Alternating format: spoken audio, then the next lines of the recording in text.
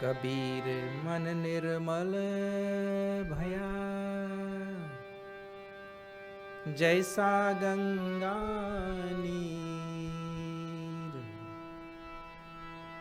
तब पाछे लग हरि फिरे, कहत कबीर कबीर। कबीर मन निर्मल भया, जैसा गंगा नीर। तब पाछे लग हरि फिरे, कहत कबीर कबीर। कहत कबीर कबीर, कहत Kabir Kabir.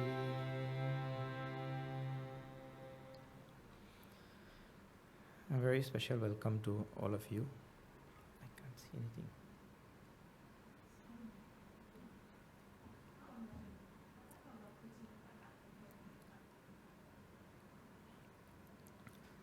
Welcome to this Kabir Bani Yajna. We had some technical difficulties in the beginning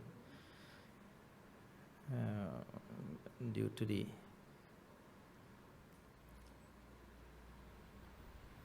unforeseen tamas of some of the sevaks and sevikas. But anyway, we are on stream now. I hope so. And we are going to see some of the very famous dohas of Kabir Sahib. It is a big delay. 30 seconds delay. They will hear me 30 seconds after. Okay, so the doha which we were just hearing by Kabir Sahib says, Kabir man nirmal bhaya, jaisa ganga neer. Tava pachi lag hari phire, kehta Kabir Kabir. Very famous doha, where he says that he has made his mind pure. Kabir man nirmal bhaya. He has made his mind pure. Kaisa? Jaisa Ganga Neer. Like the pure waters of the Ganges. And then what happens? Tava pachi lag hari phire. Then now Hari is running after Kabir. And he's saying, wait Kabir, wait. Like that. Kahita Kabir, Kabir. Calling him out. Running after him. The idea is, man runs after God, not knowing that the best thing is to just make one's heart pure, and then God will run after man. But we run after God, not making our heart pure. Then we'll never catch God. The heart just has to be made pure. Or Puja Gurudev used to say, just become like a flower and exude honey. Then the bees will come. Or in Trinidad here, the hummingbirds will come. Just be like the flower. All right. Now, our 3 days of talks on the right teachings of Kabir Sahib will go like this. On the first day today, we'll deal with a very topical issue, and that is what is going on in Trinidad and Tobago right now and the need of the moment, and that is the promotion of communal harmony. Apart from COVID, of course, which is going on not in Trinidad only, across the whole world, right? Communal harmony. And tomorrow we will deal with Kabir Sahib's exposition on Guru, and lastly on Saturday we will deal with the oneness or the ekatvam of the Upanishads, which he so much taught and exemplified himself. Okay, now today's topic, communal harmony. Let us see this. And why is this topic relevant for us? It is because we just came through here in Trinidad and Tobago a national election.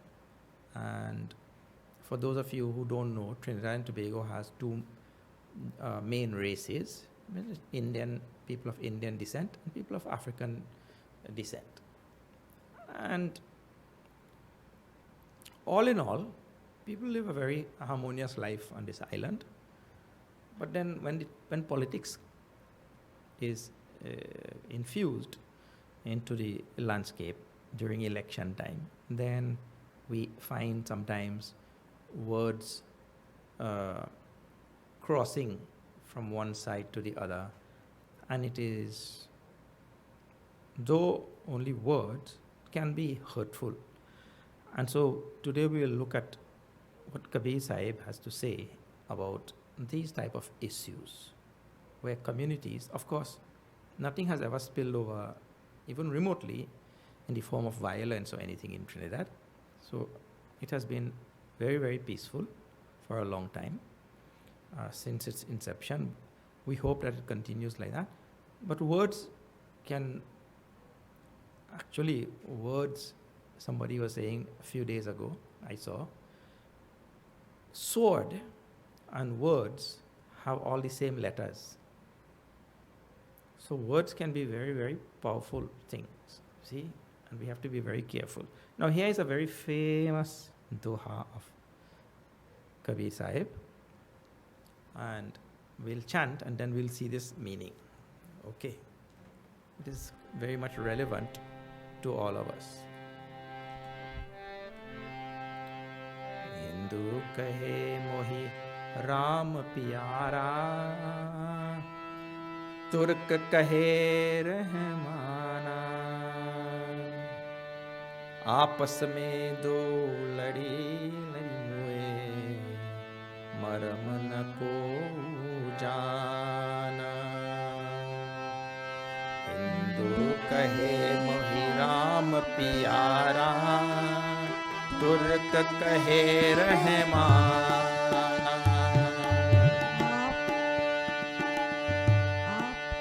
आपस में दो लड़ी लड़ी मोए, मरम न को जान कबीरा, मरम न को जान कबीरा, मरम न को जाना.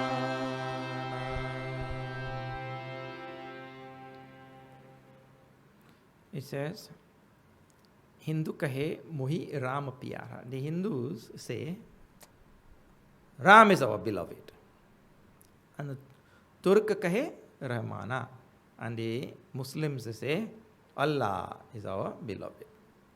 Aapas mein, it means to say between themselves, aapas mein do lari lari muye. The English there has some wrong transliteration. आपस में दो, दोहे दो, लरी लरी मुए, मुए means they die. Between themselves they fight and kill each other and die. Maram na ko jana. Neither knowing the real essence of God. That is the idea. The real essence of the truth, reality. So this Doha has several layers upon it. Very, very important. Now one is, all groups and communities always hold themselves to be superior to other groups. Please see this. This is a natural disease of human beings. We always hold ourselves to be superior to other groups. And for sustaining that disease, like right now, the COVID disease is going on. So there is a virus which is required for the disease to perpetuate. For sustaining that disease which human beings have, to hold themselves superior to other groups, a human being will jump on anything to sustain that disease. So one thing is, human beings will jump on religion. He'll hold on to religion, and holding on to the religion, he'll make himself feel that because I belong to this religion, I am superior to that fellow who belongs to another religion. This is one thing. He may jump on race. Because I belong to this race, I am superior to that person. Now see, in other words, the disease being the same, he may hold on to anything to make himself feel superior to the other person. So he hold on to religion to make him feel superior to. He may hold on to race. He may hold on in same race, same religion. He may hold on to color. Please see this, when my color makes me superior to that person. Same race, same religion. He may hold on to education to make himself feel that he is greater than the other person. See how this disease is perpetuated in a human being. Really speaking, this demonstrates a great paucity of character and a great amount of inferiority complex. If you really dig deeper in this disease, you will see it springs from inferiority complex and a paucity of character. Because if I am of good character in and through myself, and if I am confident, good character first, and if I am confident about my own goodness, then there will be no inferiority complex. And my own goodness will be enough for me to stand on. I will not need some other external thing to stand on to make myself feel better than, or greater than anybody.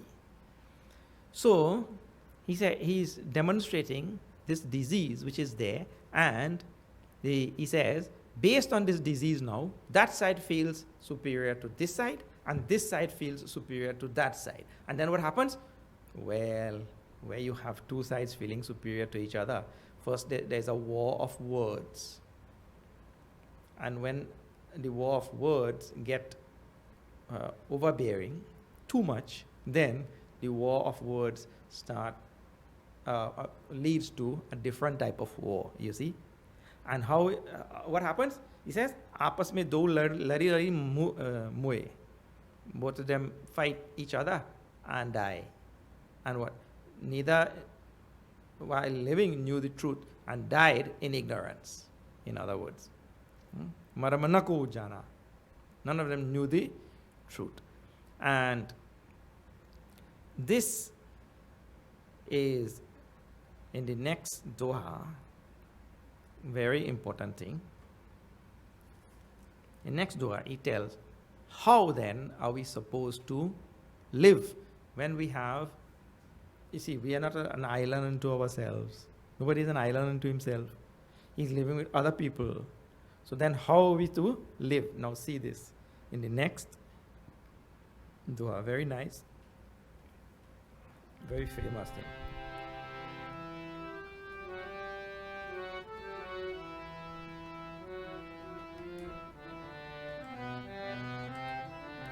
Kabir लहरी समंद की मोती बिखरे आए बगुला भेद न जाने हमसा चुनी चुनी खाए कबीर लहरी समंद की मोती बिखरे आए भगुला भेद न जानई हमसा चुनी चुनी खाए कबीरा हमसा चुनी चुनी खाए कबीरा हमसा चुनी चुनी खाए.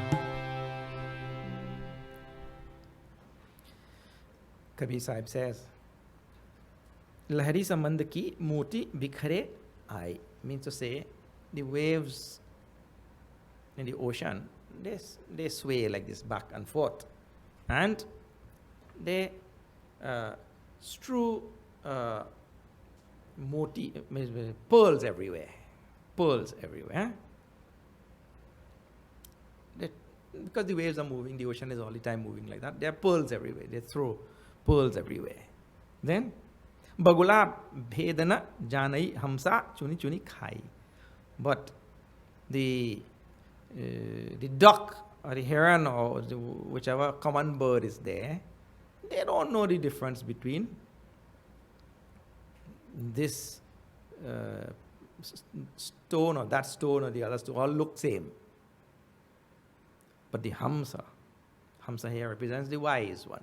The wise. But Hamsa means is a swan, a mythological swan, which is able to separate the good from the evil or the useful from the useless, like that.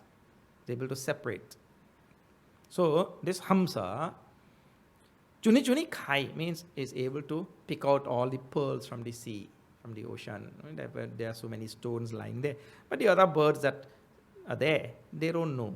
So the idea is, look here, with regard to all things in our life, like for example, let me just bring this right back to what was happening. One person made some comments which were not good. Another person replied with comments which were not good. And then the comments started flying from both sides like that, right? Okay, take it. Now see, first person who makes comments. In speech is such a powerful thing, and with this speech we can make comments that are useful, comments that are good, comments that are beneficial, that will bring goodness to the nation, also. Or we can make comments on the opposite side, comments that is going to bring the nation down, comments that are going to bring hurt to other people, so many things, right? Now see, we have these different types of comments at our disposal. But the wise person is able to select out all the proper comments and things to say, things that are going to bring benefit and welfare to the nation, you see. So he's Hamsa. Bagula means the bird, any common ordinary bird will not know the gems, will not be able to select out the gems. So it is very, very important that we learn this art of discriminating between what is right, what is wrong, what is proper, improper, what is good and beneficial, what is not good and what is, not beneficial to the nation and all that. And after discriminating, to choose that one which is right. See, so this type of fighting will happen when we are not able to discriminate properly and make proper choices. This is always going to happen. So what is required is making sure that we are able to make the right choices in our speech, in our food. See, I'm just using speech. In everything, there is healthy food and there is unhealthy food. There is healthy company and unhealthy company. So that ability to choose between both of them, which requires deliberation, intellectual deliberation, it's called as viveka. To see, one will have short-term benefit and may make me feel good. When I make a harsh comment, it makes me feel good. But people say, I got to let out my steam. When you let out your steam, it burns people. So it makes you feel good in the short term. And Bhagavan Shri Krishna in Bhagavad Gita talks about short-term happiness, rajasic. We should always think about long-term like that, you see. So, here now in the next verse also, the same sort of theme or topic is carried further. Everybody has to become sadhu. Sadhu means good. We have to exude goodness. We have to culture goodness in our heart. So this next verse speaks about sadhu. Sadhu means a good person. So let us see, and then we'll take it further.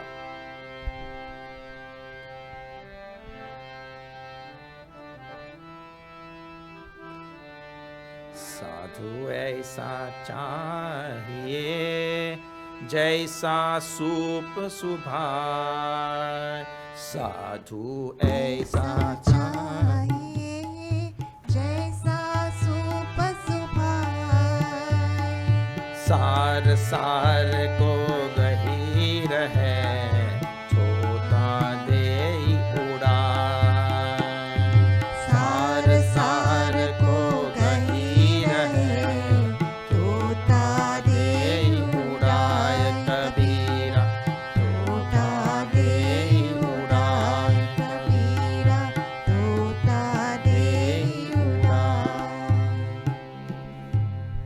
ordinary straight karo I have to play. Sadhu aisa chahiye. A sadhu should be like this. Be like what?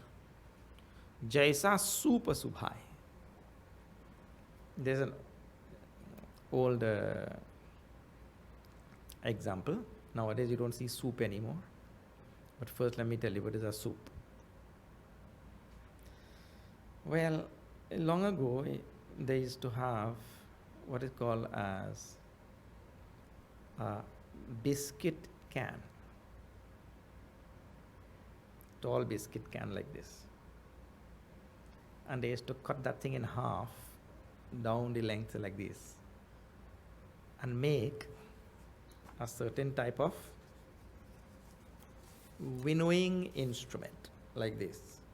So you put rice that you have just harvested, you put it there with all of its husk and all that sort of thing. And in the wind now you shake it like this and let it fall. When it falls, the wind blows away all the husk and all the light things, and the solid grains fall right here, near where you are standing. So on the ground they used to spread a bag, what they used to call a pal, on the ground, and sift, shake it like this and let it fall. And the wind, you used to have to wait for the wind. When you see well, of course you can't see wind, but you could see the trees blowing. You see things around blowing. So when you see things around move, shaking like that, oh, the wind is coming, then you start shaking here. This is a very common thing in the villages in the old days, right? Anyway, so then what happens there is, the soup is an instrument for sifting out the chaff from the grain. That is the idea. So he says the sadhu should be like the soup. In the next line, sar sar ko gahi rahe. He takes the essence, he takes the goodness, he takes what is valuable, he takes what is edible, he takes what is beneficial. And thotha dei urai. And let the wind blow away all the other hollow, thotha means hollow, useless things. So, the sadhu is the one, the good person is the one, then what? See, in our society, the good person will be the one who is able to look at life, look at your surrounding, look at your nation, look at your society, look at your community, okay? And in that society, when you look out, and it's called, actually we call the world, we call Prakriti, the nature. When you look at it, you will see that the Prakriti is made up of the pairs of opposites. So the sadhu is the one who, from the pairs of opposites, is able to take out that which is beneficial and take out that which is useful and which is essential. Here, sar ko kahi rahe. That's a nice word. Take out the essence of things, and those things which are hollow, those things which are useless, those things which are of no use, which is going to bring detriment and which is going to bring evil to society, those things we leave it. So the ability, see again, in this Doha also, what is the idea? The idea is we have to be able to discriminate between those things which are good, beneficial, proper, and those things which are the opposite. And also then to choose. See, sara ko gahi rahe means he takes those. He's able to choose out those things which are beneficial, which are good, which are useful. and the other things, let it go to the wind. They'll come and go. Hollow things, useless things. So again, in all our deliberations, in all the things that we do, this is the only way that a nation which is as cosmopolitan as Trinidad and Tobago, which has such a rich diversity, is going to prosper and is going to bring goodness to its citizens. When the citizens themselves subscribe to this effort of developing this discriminative power between what is beneficial and good and what is not on the other side, you see? If we don't make this effort, what is going to happen? I choose, in any which way, whimsically, I just choose my words and say anything. Now, is that good for a nation? Not good. Just whimsically you choose like that. No. And that is what happens, and that's the first verse where he was talking about different communities fighting. That is what happens. There is no discrimination. There is no thinking. Discrimination in Sanskrit is called as viveka. Viveka, and in Hindi also. Viveka, the ability to sift out chaff from grain, the ability to sift out good from evil, the ability to know the difference between what is permanent and what is impermanent at higher levels, the ability to know what is for the greater good and what is going to bring detriment to everybody. You see, that ability. And when people don't know, then what? Lari mue. We make wrong choices, we fight, we kill each other and all such things, you see. So, we should become sadhu. Sadhu word is there. The good person is like that soup. Is an instrument for sifting out the chaff from the grain. That is the idea. Hollow things, you just leave it, let it be, leave it to the wind. Let it go. Solid things. See, the rice grain is solid, the chaff is hollow, of no use to the human being. So leave it to the wind like that. What happens is, we identify with this group. We say, these are my people. They belong to my religion. They belong to my race. They belong to my part of the country. They belong to... These we people. The other people, that is they them in Trini language. They them. This is we people, you see. And based on that, not being able to see the oneness of humanity, that oneness will come on the last day, not being able to see the oneness of all humanity and the oneness of all things in the universe. This is our people, and that is their people. That is their people. And based on that now, how is our people? See, as long as you define our people, then naturally their people is left. In defining our people, we are also defining not our people.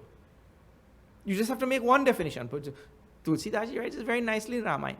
Meyaru more toratai maya. Meyaru more, me and mine.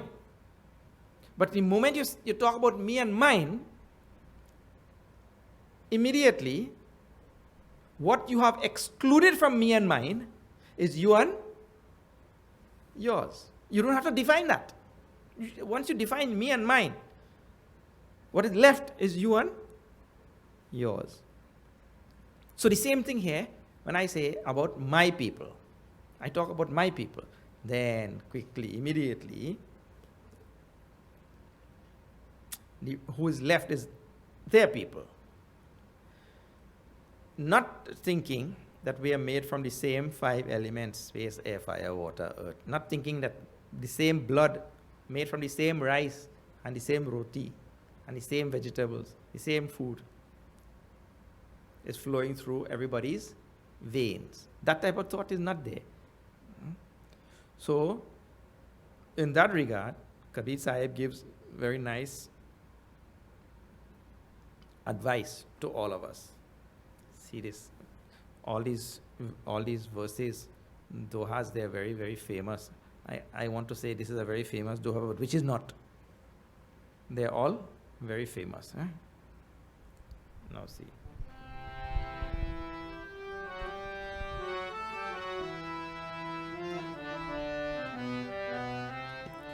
Kabir खड़ा बाजार में सबकी मांगे खैर, ना काहू से दोस्ती ना काहू से बैर, ना काहू से दोस्ती ना काहू से बैर। कबीर खड़ा बाजार में सबकी मांगे खैर, ना काहू से दोस्ती ना काहू से बैर। कबीरा ना काहू से बैर, कबीरा ना काहू से बैर।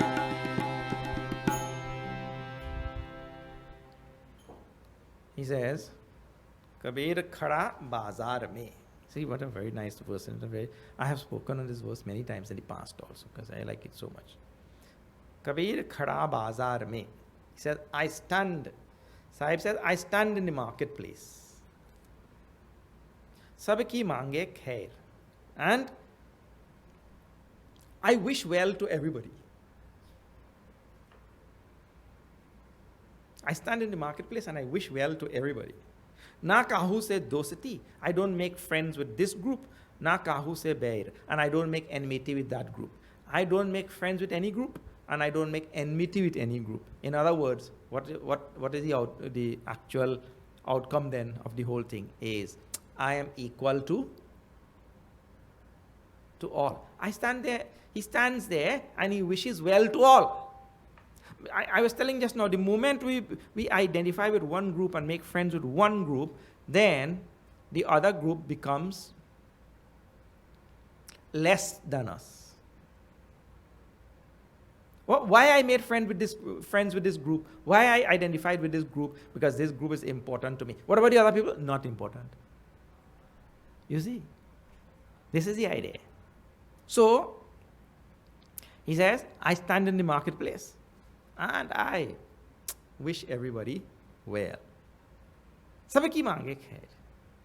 I will wish prosperity and goodness to all. But na kahu se dosti, na kahu se bair. Bhagavan Shri Krishna says this in Bhagavad Gita. Samoham sarva bhuteshu, name dveshyosti na priyaha. I don't have any priyatvam for anybody. Or no dvesh, no hate for anybody. It's equal to all. And this equality to all is a very, very big recurring theme in Sanatana Dharma. Sanatana Dharma has this to teach the world. There's an equality in vision to all. Now, a natural question that will arise is, Swamiji, so what are you telling? What is Kabir Sahib telling? What is Gita telling? So we should not have associations, we should not have groups, we should not have, organizations, because really I'm identifying with a certain association, a certain organization, a certain group. We should not have also societies, like this. Councils, Hindu council, Hindu society, you have a Muslim council or this, we should not have. Is that what you're teaching? This is not the teaching. Otherwise, society will shut down now. So we're teaching to shut down society? No. Let me just back up a little bit and then to clarify this teaching of Sanatana Dharma, because it's a very, very powerful teaching that is actually beneficial for the whole world. So we say, just take a simple example, just for the foundation for this explanation. See. You have two children in the house. One child likes baigan, eggplant. One child likes eggplant, baigan, that is a vegetable name. And the other child likes aloo. Aloo means potato. So are you going to say, because one child likes aloo and one child likes baigan, one child is superior to another child? How you will say? You can't say. It is just a matter of like. No, first, that is first thing. You cannot say. Second thing, this child should not feel that because I like aloo and this other fellow likes baigan, I'm superior to him. What, so aloo makes you superior or what? So, we should not say first, and then the child also should not feel that he is better or superior to the other person. The teaching does not say you should not like aloo or not like baigan. That's not the teaching. Don't let the thing which you are associated with make you feel that you are superior to anybody. That is the idea. It is not that you should not be associated. Not that we should not have association and have different things like that. That is not the teaching. Is you do what you do. But like I was saying in the beginning, you ride on race, you ride on religion, you ride on color, you ride on education to concoct a feeling of superiority. What is this?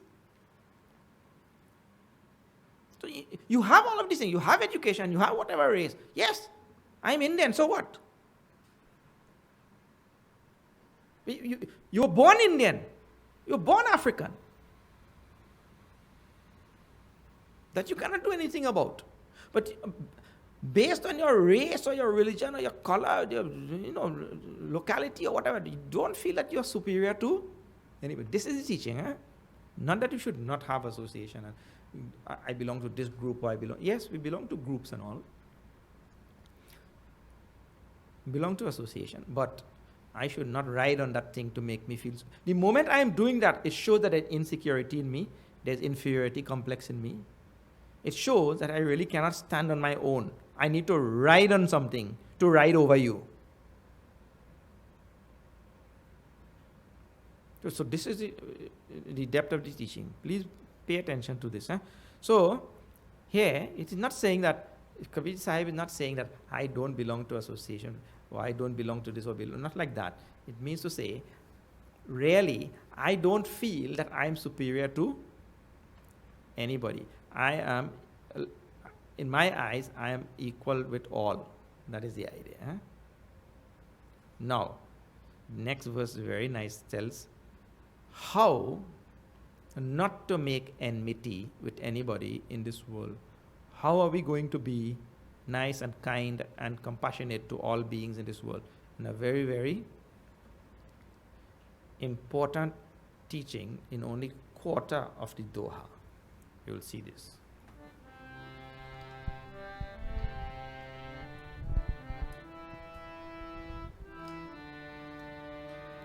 जग में बैरी कोई नहीं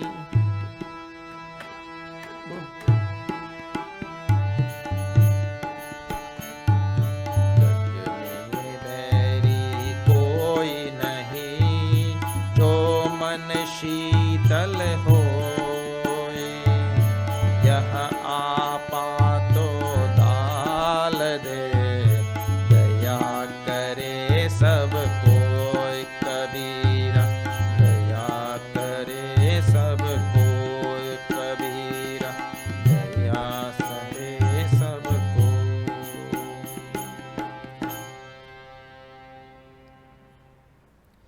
जो मन शीतल होए.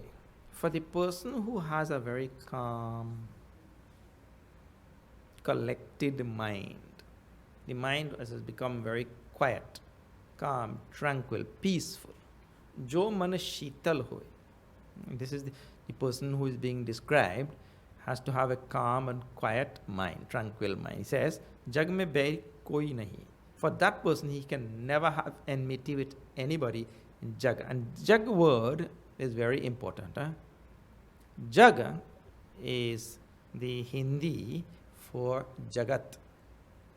And when we speak about Jagat, what we mean is the entire world in front of us, including living beings and what you call non-living things.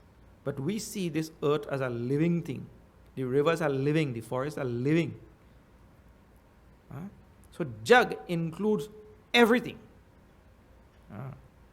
So Jag mein bairi koi nahi. For the person whose mind is quiet and calm and tranquil, he will not be an enemy to anybody in the jagat. Means any sector of this jagat. Living beings, non-living beings also. Yaha apa to dal de, daya kare sab koi. This is two advice in the last line. What is the advice? To give up ego. Give up this ego and daya kare sab koi. And have compassion towards all beings. Now, in other words, the man shital hoy, making the mind peaceful and tranquil and quiet, making that mind quiet, requires that I give up this abhiman, ego, and I express my compassion towards all beings. This is the idea.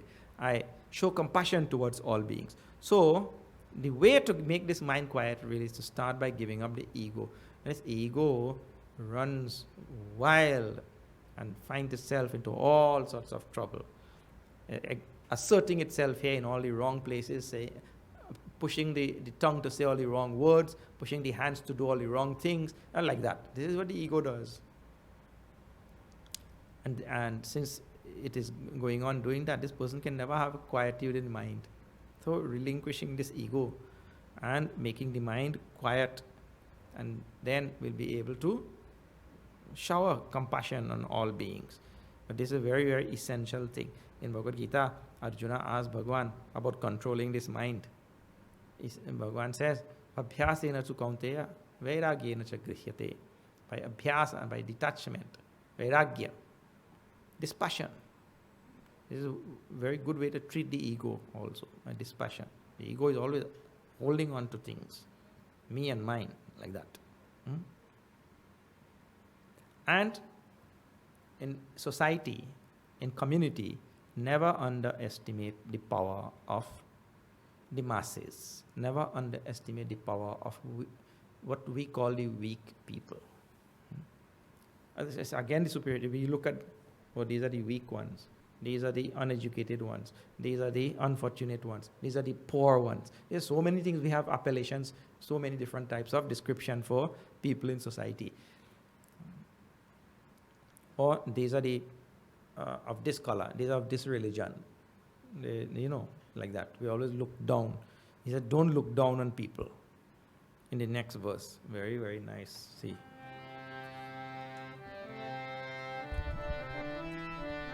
दुर्बल को न सताए जाकी मोती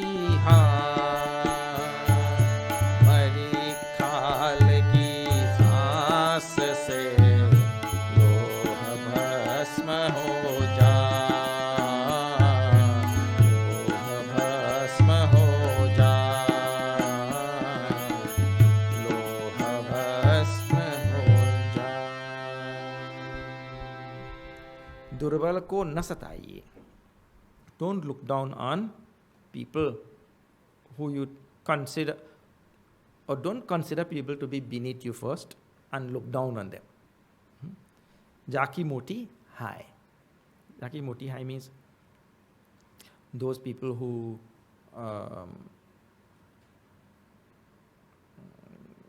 expression is like that. Those people who have great power lurking in them. You may not see the power. Mari Khan gives an example. Mari khal ki saans se loha bhasma ho jaye.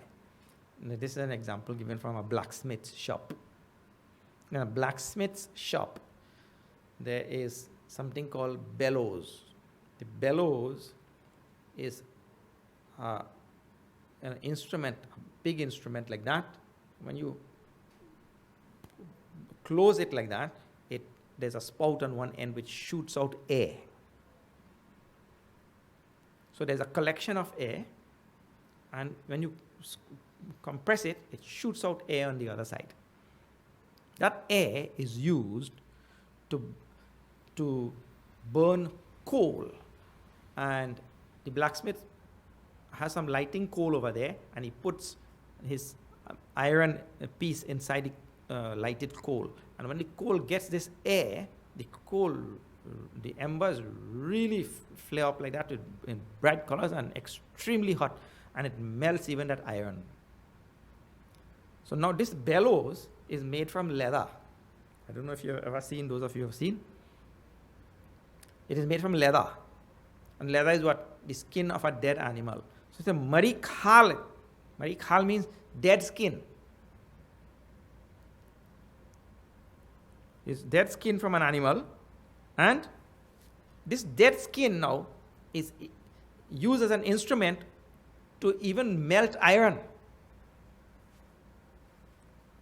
So dead skin gives, not only that, saas gives a breath. This air which comes gives a breath.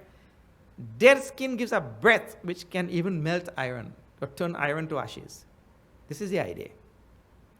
So he's comparing this bellows and what it does to the power of people who you think to be weak and powerless and less than you and all of that sort of thing. This type of thing. It means to say we should never underestimate the power of anything in this world. Dead skin can melt iron.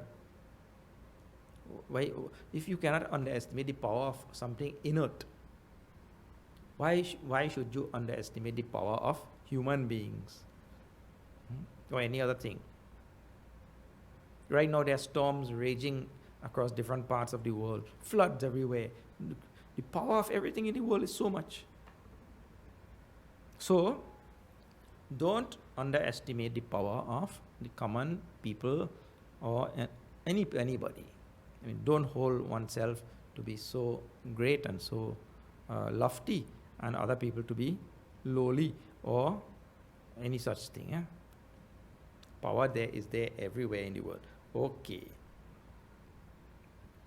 These verses, just few selections on maintaining a healthy communal existence, where we live in a cosmopolitan society, country, and we need to watch our words and watch our thoughts and all of that. Very, very important teaching from the lines of Guru Kabir Sahib. We will see tomorrow now some additional verses on the Guru Tattva as Sahib relates. Okay, now we will have the Aarti.